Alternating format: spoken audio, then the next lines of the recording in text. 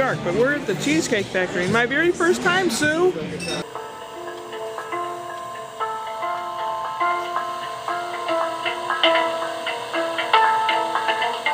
There's David. This room is fairly clean. Look at that. Anyone that has seen a previous video knows all the junk that was in here. Hey, Scott. It's Thursday night, and Scott will be leaving bright and early in the morning, before it's bright even. And I'll show you Mom's house in the daylight, and parts of this house too. They've been sorted and cleaned, and we have been going to town, throwing stuff away like crazy. Today we went down to a lawyer that drafted some my parents' stuff.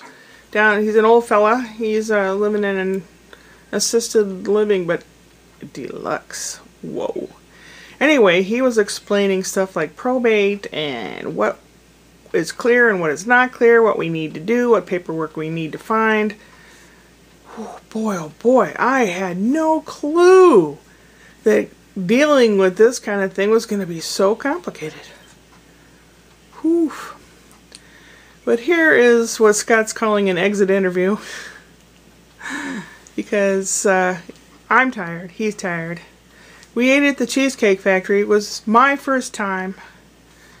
Oh my God, it was so good. I had a combination plate of steak Diane and some kind of chicken. Oh my, and it had like a side of mashed potatoes with it. Oh, and a piece of cheesecake for dessert. We all split that. Oh my gosh. Now I know why y'all like the Cheesecake Factory, Sue. My brother had the pork chops like Peter has when he goes there. Excellent, excellent. And now we're going to talk to Scott. Scott came in last Friday from Canada through Minneapolis. It was the layover. And we had 8 inches of snow that night. I couldn't even make it to get him. He had an Uber home here. And the whole time you've been helping, pitching and sorting and throwing. And Brian had to leave last Sunday bright and early. So this whole week, Scott's been helping out at my mom's house and here. How you feeling? Tired, honestly. It's the off season for my job right now, so I am physically out of shape. And it wasn't too bad. There's heavy lifting. There's a lot of stuff with dust and mold and big hoarder houses sort of things. And it's actually really not that hard when it's not your stuff, you know. When it's not your stuff, you look at it, and if it's not an important document or a photograph or something, then into the bag it goes. It went pretty easily. Well, we went to the zoo the other day, and he bought the cutest little, I already showed it on the zoo one, he bought the cutest little onesie for the upcoming baby. Yeah. Are you excited about the upcoming baby? I am excited and nervous, actually. It's a little bit of both. Because I love kids, I think. I'm sure that I will love my kid very much. And I've always been told that I'll probably end up being a good dad, because I'm a bit of a big kid myself. I don't know. I know for a fact that the two things that make me a miserable person, like make me a person who is miserable to others, is being very tired or being very hungry, which is what I do a lot to make sure I'm never very hungry or very tired. And I know that kids steal sleep. They're little sleep thieves. So we'll see how it goes. You never know. You might have a perfect baby.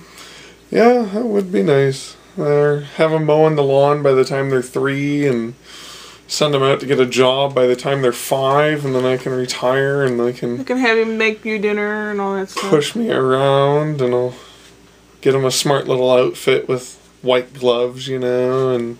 Oh, like a little butler?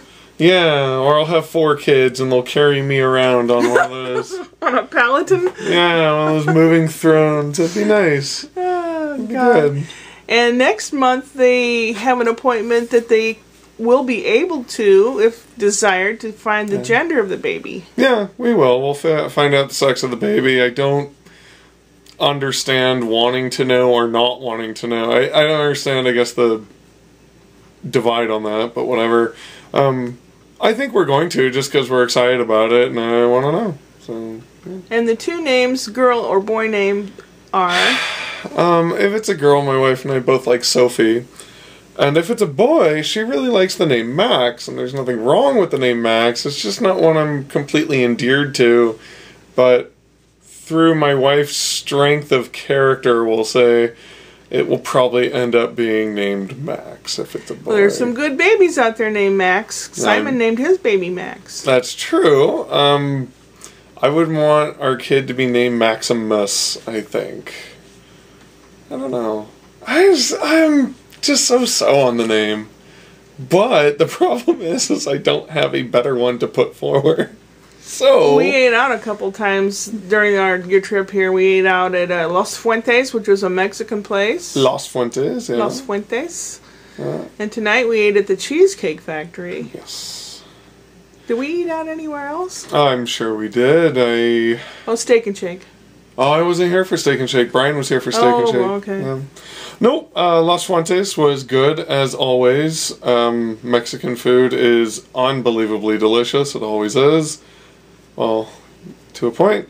And then we had Cheesecake Factory, where the cheesecake is really good, and the fries were pretty good, and I had a Cubano, or Cuban sandwich, which, if you haven't had, traditionally is on a long bread, like a baguette or something, with mayo and mustard, and turkey and ham, and pickles, and I think it's 2 types of cheese, it might just be 1. And it's normally very delicious when made well. And mine was cooked into the ground. So that's... Oh, it was not done right? No. Oh, that's too bad. The turkey was probably left over from Thanksgiving. It was... I brought one of the french fries home, and Thrall ate it in about 10 seconds flat. He loved it. I had steak Diane and chicken combination. Oh, that was so good.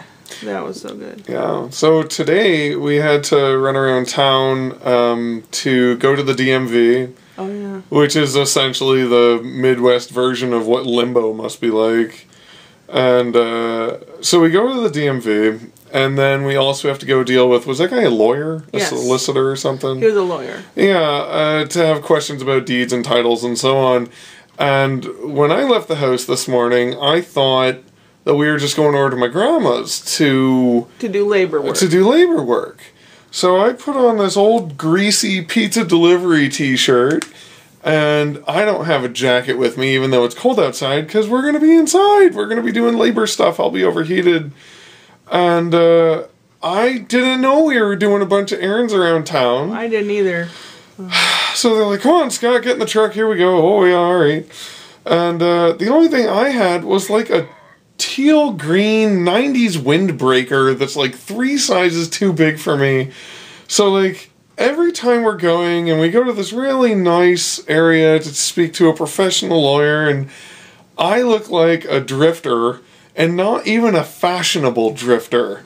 You know, like I haven't shaved in a week because the plane wouldn't let me have my razor. I'm wearing just the rankest shirt, and then I just have the most horrifically dated windbreaker on. So it was a lesson in humility, and it reminded me a lot of being like 10 years old when we would have to wear clothes that were not respectable at school, I guess I would say. People make fun of you for not having the right shoes or whatever the hell it is. So we're going to wrap this up because you have to get up at what time? 3:15 in the morning. Central. Yeah. His flight leaves at 6, but they want you there 2 hours ahead of time. Which is a little silly because the kiosk at Lambert Airport doesn't open until 5:30 because they're idiots in the... Sorry, it's not a hub anymore. TWA went under in the mid-90s, and the airport's dying. Floundering. Yeah, it's basically dying. Which is sad, but it is what it is. So. Yeah. But yeah. I'm going to miss you like crazy, buddy. I'm going to miss being here and seeing my family, because now I have to go back to...